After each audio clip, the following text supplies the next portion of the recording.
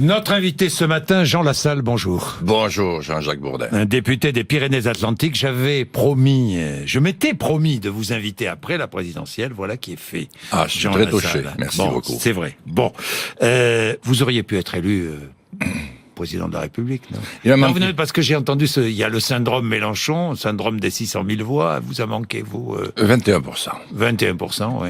21%. 20 millions d'euros aussi. 20 millions d'euros. 20 millions d'euros pour la campagne. Oui, non, pas 20 milliards. 20 millions d'euros pour la campagne. Ouais. J'ai fait une campagne à 230 000 euros. Oui, la moins chère d'ailleurs, mais la présidentielle. Malgré moi, parce que le Crédit Agricole n'a pas débloqué les 700 000 euros auxquels j'avais droit. Oui. Il n'y a que le Crédit Coopératif qui a voulu le faire, mais la veille du premier tour.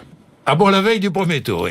Enfin, ça vous avez tout remboursé, là, ça y est? Oui, enfin, le Crédit Agricole a retiré un petit peu la carte de crédit et le chéquier, ce qui fait que ma femme n'a pas beaucoup apprécié. Surtout que c'était belle-maman qui devait payer les courses.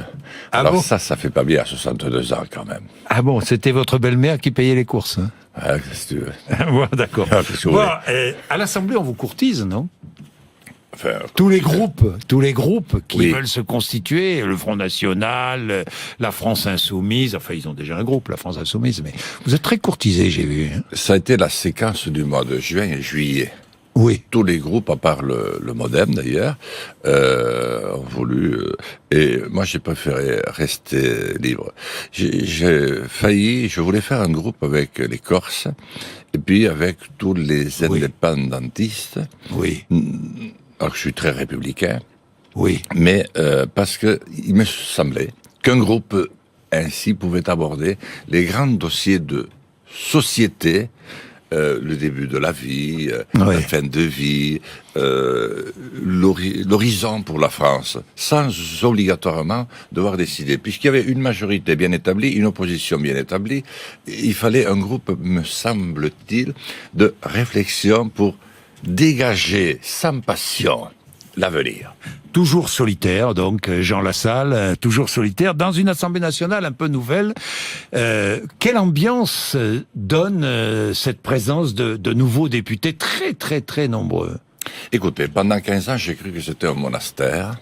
Oui. Parce que gris anthracite, bleu foncé partout. Oui. Et d'un seul coup, je vois les Champs-Élysées qui arrivent. C'est-à-dire tous âges, les couleurs, beaucoup plus de femmes qu'il n'y avait.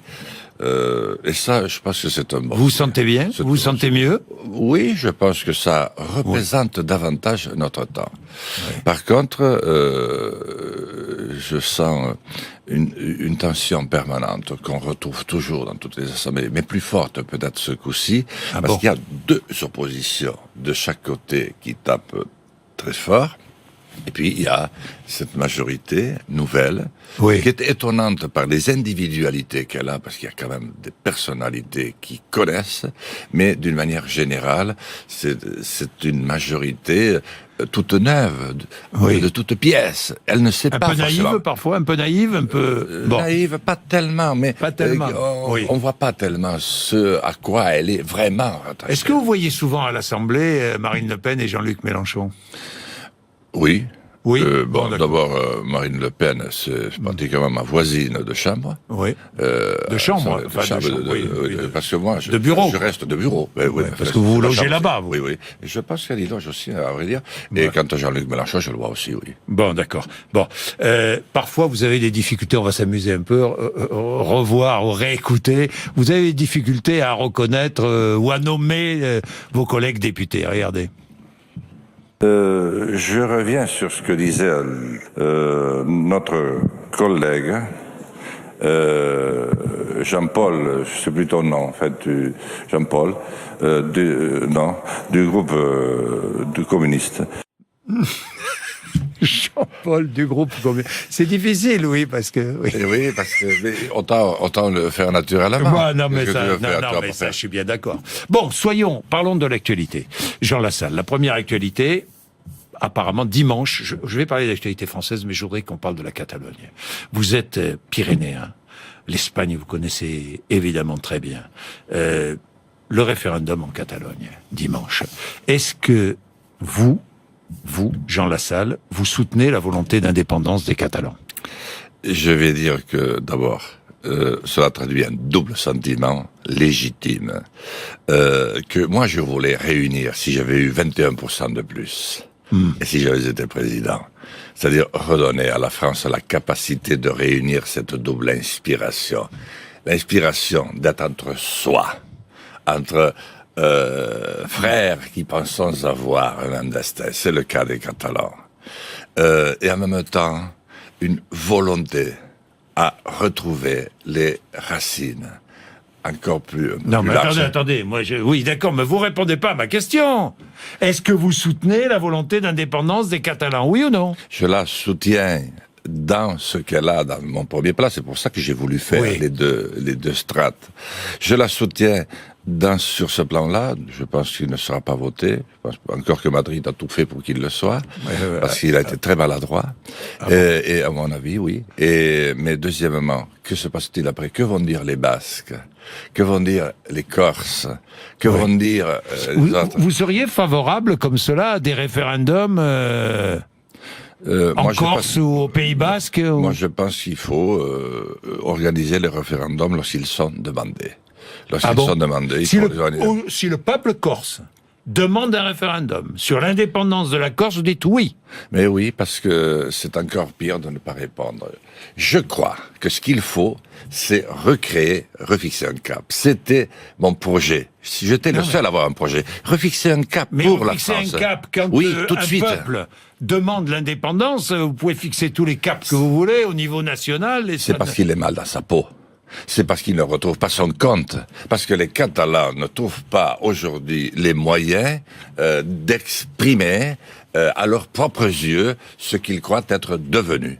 Et je pense que c'est une solution en trompe-l'œil. Maintenant, je vous réponds. Parce que lorsqu'ils vont se retrouver seuls, ils vont se retrouver avec d'autres parties de l'Espagne. Et l'Espagne est un pays qui parle à l'Europe et au monde. Si vous étiez catalan, vous iriez voter pour l'indépendance? Non, je ne voterai pas pour l'indépendance. Oui. Parce que je penserai à demain. Oui. Alors, nous sommes dans un monde qui soit veut être immense, un monde mondialisé tout seul, ou alors qui se fractionne par petits bouts. Et je pense que la deuxième, le monde qui se fractionne par petits bouts, est la conséquence de l'autre. La France doit reprendre l'initiative. Nous sommes un grand pays. Nous savons parler au monde entier. Nous avons une langue qui porte l'indépendance. Ce que tout le monde recherche en elle. Et lorsque la France brille, elle éclaire ses voisins qui sont aussi perdus que nous. Et elle éclaire le monde. Mais la France ne dit plus rien aujourd'hui. Quand Emmanuel Macron affiche ses intentions pour l'Europe, vous le suivez ou pas? Vous avez écouté son discours. Cette Europe à plusieurs vitesses, ce rapprochement avec l'Allemagne, fiscalité commune pour les entreprises, droit des affaires et des faillites communs, un nouveau traité, réduction du nombre de commissaires européens, une force commune d'intervention au niveau militaire, une académie européenne du renseignement, un office européen de l'asile, une police européenne des frontières. Vous le suivez sur tout cela? Oui, bien sûr, très bien. Le seul problème, c'est qu'après le Tour de France, je vous l'ai déjà dit, j'ai fait 15 pays européens. Oui. Et pas en 2 jours, je l'ai vu. Les opinions publiques depuis 15 ans ne nous suivent plus. Donc, il va très vite se heurter, Monsieur Macron, déjà au changement allemand. Parce que Madame Merkel ne va plus pouvoir tenir le même discours qu'elle tenait. Et puis c'est toute l'Europe qui est ainsi. Pourquoi? Parce que l'Europe était habituée à avoir son gouvernement, chacun chez soi, et on était regroupés, malgré tout. Il n'y a plus la guerre, il n'y a plus de tensions. On a vécu, d'ailleurs, 30 ans de démocratie, certainement les plus aboutis de notre ère. Je ne connais pas les autres. Mieux qu'Athènes, encore, peut-être. Et puis, maintenant, d'un seul coup, il n'y a plus d'État dans le pays, et on dit, c'est l'Europe. Mais l'Europe n'a pas de réponse pratique. Or, tous les jours, nos compatriotes, nos concitoyens demandent des réponses. Donc, c'est cette absence qui fait que nos concitoyens se sont éloignés de cette idée. Et vous ne pouvez pas lutter. On l'a dit tout à l'heure, est-ce qu'il faut organiser un référendum ou pas? Vous n'allez pas obliger 400 millions d'Européens à tout mettre en commun s'ils ne veulent pas, même si vous avez un plan magnifique qui a tout prévu. Oui. Vous ne pouvez pas. Donc vous êtes à la fois étatiste, mais en même temps très régionaliste. Mais parce que c'est ce qui a construit la France. Vous défendez les villages, vous défendez nos provinces. C'est notre histoire. Oui. Et c'est notre civilisation. Et c'est celle de l'Europe. Oui. Et ce qu'on fait, c'est les États-Unis d'Amérique sur ce vieux continent, pétri de démocratie, de civilisation, qui a tant permis à la civilisation de monter en charge, et qui aujourd'hui se tourne vers le matérialisme le plus violent. Alors, avec des consortiums éphémères, Siemens, vous imaginez Siemens et Alstom, la France renonçant à Alstom, même si c'est très bien habillé. L'accord est magnifique, il n'y a rien à dire. Et puis, Saint-Nazaire, au lieu de s'engager sur la recherche fondamentale, mais mieux vaut des Italiens que des Coréens, non? Mais pour combien de temps? Ils vont tenir combien de temps? Vous pensez que ça va tenir les 12 ans qui sont stipulés gentiment entre Français et Italiens? La France d'ailleurs qui fait un petit emprunt pour permettre aux Italiens de passer juste à 1% pour nos permettre. Écoutez, non, franchement, ce n'est pas à la hauteur d'un président qui a été plébiscité. Enfin, alors comment le trouvez-vous, Emmanuel Macron, dans l'exercice du pouvoir? Dans l'exercice du pouvoir, je pense qu'il est en train de restaurer l'idée de la fonction présidentielle. Je crois qu'il fait président. Je pense que pour l'instant, son image n'est pas atteinte parce qu'il y a des mécontents. Mais c'est facile. Ça, c'est terrifiant sondeur d'opinion. Ils existaient, c'était les mêmes. Il y a 30% qui n'ont pas voté. Oui. Donc, ils sont pas contents aujourd'hui. Oui. Et il y a 30% qui ne sont pas retrouvés dans son choix, ça fait 60, donc ça fait 60% de mécontents. C'est pour ça que les sondeurs d'opinion retombent toujours sur leurs pattes. Ça veut dire que ça sert à rien, quoi, est-ce que vraiment... Ça ne veut rien dire, il n'a aucune signification. Non, ils sont surtout très dangereux, parce qu'ils orientent exactement ce qu'ils veulent. Quand vous pensez que moi, pendant 1 an, ils ne m'ont pas mis sur une seule grille. Vous savez qu'ils proposent 15 personnalités en disant celui-là. J'ai jamais figuré, ni à l'IFOP, ni à la Sofres, nulle part. Ouais. Et forcément, mon nom ne pouvait pas sortir. Et ils ont dit, la salle finira à 1,2. Et à la fin, le dernier sondage, c'était 1,2 parce que je ne pouvais pas faire plus. Parce que c'était personne ne connaissait, personne n'avait entendu parler. Non, ça, c'est vraiment un tue-démocratie. C'est très grave. Il faut se pencher là-dessus, comme il faut se pencher après la déroute des hommes d'État et des politiques que nous sommes sur l'affaiblissement considérable de notre presse. C'est vrai. Là, ah oui. Parce que qu'est-ce que vous lui reprochez à notre presse? C'est-à-dire à nos médias. C'est tous la même chose. Ouais. Et moi, j'ai vu la propre campagne. Et heureusement, nous avons fait ensemble l'émission qui est restée l'émission référence pour moi. Oui. Parce que tout le monde m'a dit, là, t'as été bon. Et Bourdin a été bon, et vous avez été bon, vous nous avez fait du bien. Ce jour-là, j'ai mérité le droit d'être candidat. Mais le reste du temps, et la télévision aussi. Mais la presse écrite, on n'a pas bougé d'un iota. Mais le Figaro, le Libération, le Monde, mais c'est la même chose. Vous lisez ce que vous vivez pendant 1 an. Et vous le lisez le lendemain sur le journal. Mais vous dites, c'est pas possible. J'ai pas participé à ça. C'est pas vrai. Là, je passe devant les maires pour avoir un exemple concret. Je fais un tabac. Je suis même pas cité, alors que une des journalistes présentes, elle était d'ailleurs du Figaro, elle dit, vous m'avez bluffé. Je n'ai pas pensé, au moins, me retrouver mon nom. Non, c'était quand même, comment il s'appelle, celui qui avait le costume, là, enfin, qui avait la veste aussi, Fillon, qui était bien sorti. Oui, il avait le costume. Et puis, non, je ne l'ai pas fait exprès, mais enfin. Et puis ensuite, Macron est entré sous quelques sifflets. Alors, il n'a pas arrêté de siffler. Mais la magie a encore opéré, il est sorti. C'est un magicien pour vous, Macron? Non, je sais pas. Certains trouvent qu'il les captive. Vous l'avez rencontré depuis? Oui, à plusieurs reprises. Depuis son élection. Il voulait que je sois à la place de Clermont-Ferrand. Non, pas Clermont-Ferrand.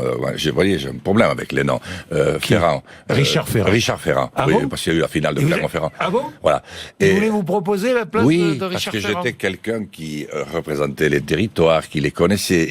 De ce côté-là, comment je dirais, pas le timing. Le sens était bon. L'intuition était bonne. Mais moi, je lui ai dit, je suis d'accord avec toi sur la première partie. Il faut se débarrasser des républicains et des socialistes. Ils sont très pervers actuellement dans leur attitude depuis 20 ans et ils détruisent la démocratie, ils nous empêchent de parler. Mais moi, je suis pas d'accord pour faire entrer dans la corbeille de la mariée Rothschild et consorts, parce que ce n'est pas en caressant la bête dans le sens du poil que tu vas changer quoi que ce soit. Nous devons rentrer en résistance. Oui. C'est à ce titre-là. C'est la résistance sur du long terme. Vous êtes en résistance. Moi, pendant 4 ans et demi. Résistance contre quoi? Parce que j'ai lu... la dictature qui s'est imposée à nous. Ah bon? Une dictature d'inspiration vichiste. Oui, parce que tout le monde a peur de tout le monde. Et ce que nous venons de vivre avec cette loi sur la sécurité qui ne sécurise personne et qui nous a permis Vous la montrez ou pas? Non, pas du tout. Non. Parce que c'est la même chose, ça ne sécurise personne. Vous ne pouvez pas empêcher un homme qui a décidé Les Républicains trouvent qu'il fallait maintenir l'état d'urgence. Et puis les communistes et les insoumis disent c'est une loi liberticide. Vous voyez que chacun essaye de trouver une posture. Mais la réalité, elle n'est pas là. La réalité, elle était dans mon projet. D'abord, retirer nos troupes de tous les théâtres d'opération.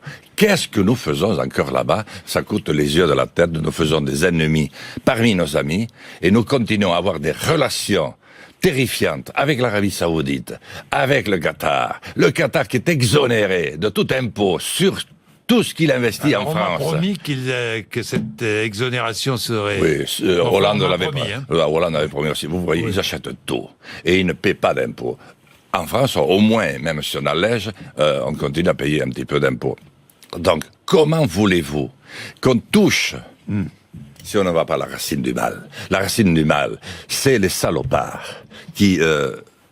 Mais qui sont les salopards? Eh bien, ceux que nous continuons à engraisser en leur achetant du pétrole, alors que nous sommes la fille aînée de la mer, que nous pourrions développer l'énergie de la mer, qui est beaucoup plus avancée, peut-être un peu, qui est beaucoup plus avancée qu'on ne le dit. Vous savez qu'on peut descendre de la température et la faire remonter et développer une énergie extraordinaire. Le solaire est beaucoup plus avancé avec les fameux miroirs qui se réfléchissent à Fort-Romeu il y a déjà 60 ans, en 20. Et nous pourrions dépasser le pétrole. C'est à cause du pétrole que nous faisons des accords qui se retournent contre nous. Alors, nous faisons la guerre aux amis, et nous payons et nous offrons même des rafales à des pays qui nous font la guerre et qui arment les pauvres gens qui se laissent avoir après des lavages de cerveau. Et nous les avons chez nous. Parce que moi, j'en ai trouvé dans les banlieues. Dans les 50 banlieues que j'ai faites notamment, j'en ai retrouvé je ne sais combien. Ils m'ont dit... On veut détruire la civilisation, on veut détruire la France, on veut détruire l'Europe. C'est pas nous. Avec violence. Et j'étais tout seul, j'avais pas besoin de 30 policiers ni d'un juge pour avoir tout ça. Je l'ai écrit, personne n'a voulu me suivre, personne n'a voulu en tenir compte. Je l'ai présenté à François Hollande, je l'ai présenté au Premier ministre, à tous les corps d'État. Rien. Ils me l'ont dit. Donc c'est même pas en Irak ou en Libye. C'est chez nous. Donc il fallait faire 1. Retirer nos troupes. 2. Reconstruire un État. Il n'y a pas d'État. Quand vous voyez ce que nous faisons, n'importe quoi. Nous ne pesons plus sur rien. Alors que la loi nous aurait donné l'occasion de participer à l'accord d'Alstom-Siemens et d'abord à la vente de l'électricité à l'américain il y a 1 ou 2 ans. Vous comprenez? Général Electric. Donc on n'a pas d'État. Bon. Troisièmement, je pense qu'il faut engager un très grand processus de formation. Et ensuite, rétablir le service militaire et civique qu'au bout de 10 mois, tout le monde sort avec son 06. Juste, est-ce que vous allez ratifier la loi sur le Code du travail? Sur le Code du travail, non. Parce que... Non, mais voter pourquoi? non à tout, quoi. Mais non, mais c'est voter un non à tout. La résistance... Pas, vous avez le droit. La résistance, c'est commencer par dire non. Je ne suis pas d'accord, parce que nous n'avons pas parlé, parce que l'ensemble de nos compatriotes ne sont pas d'accord. Vous allez monter un parti politique? Oui, c'est résistant. Je vais maintenant le faire se développer un peu partout. Je veux l'enraciner sur l'ensemble du pays. J'ai jamais été aussi populaire, finalement, que maintenant. Et puis, je veux aussi rappeler des éléments qui font froid dans le dos et qui sont une réalité. Vite fait, oui, vite fait. 600 paysans se suicident tous les ans. Et Jacques Geffredo a pris l'initiative à Sainte-Anne-d'Aubrey au Morbihan de les commémorer. C'est le 8 octobre, il y a un énorme pèlerinage, il y a beaucoup de monde, c'est dimanche 8 octobre. Allez-y, nous perdons 200 exploitations familiales toutes les semaines. Et ça, c'est une réalité. Merci Jean Lassalle. 8h35, 9h, RMC BFM TV, nos invités politiques. Merci Jean-Jacques Bourdin.